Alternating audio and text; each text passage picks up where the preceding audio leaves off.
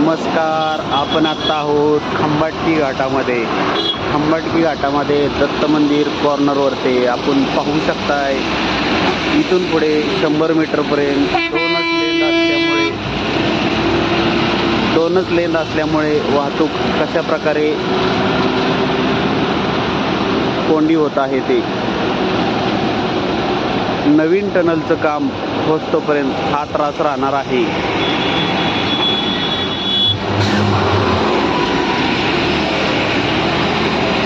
यामध्ये जर चुकून एखादी व्हेकल बंद पडली तर पूर्ण घाट जाम होतो.